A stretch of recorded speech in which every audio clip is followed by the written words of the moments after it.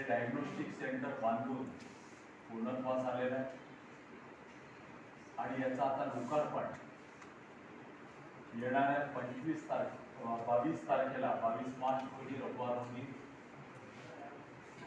राष्ट्रीय स्वयंसेवक संघाचे सरसंघचालक परमपूजनीय डॉक्टर मोहनजी भागवत यांचे शुभ हस्ते,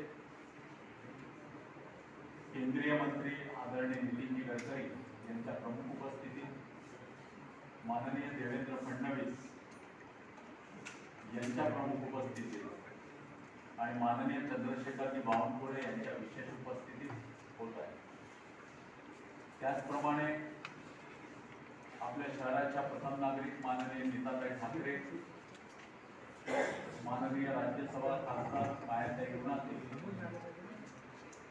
माननीय मंत्री मंगलप्रभातजी लोढा, माननीय मंत्री पंकजजी भोयर, माननीय मंत्री आशिषजी जयस्वाल या सर्वांच्या प्रमुख उपस्थितीत, त्याचप्रमाणे नागपूर नगरीचे, नागपूर जिल्ह्यातले, विदर्भातल्या अनेक आमदारांचे फोन येतात आहेत.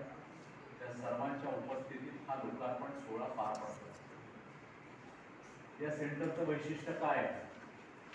त्या सेंटरचं वैशिष्ट्य आणि अभिमान तुम्हाला आणि आम्हाला एकच आहे की संपूर्ण भारतामध्ये या लेवलचं कुठलंही डायग्नोस्टिक सेंटर नाही आहे. माननीय देवेंद्रजींच्या प्रेरणेतून, माननीय देवेंद्रजींच्या मार्गदर्शनातून हे सेंटर या ठिकाणी सोमरवाडा वर्धा रोड या ठिकाणी मेट्रो पिलर क्रमांक 83च्या समोर या ठिकाणी होत आहे, ज्यामध्ये उच्च तंत्राच्या म्हणजे त्यापेक्षा उच्च तंत्राचे कुठलीही MRI मशीन नाही अशा 3 टेस्ला उच्च तंत्राच्या 2 MRI मशीन आहेत. 128 स्लाइसची CT स्कॅन मशीन आहे. त्याचप्रमाणे सोनोग्राफी 2 मशीन्स आहेत. त्याचप्रमाणे एक्सरे आहे.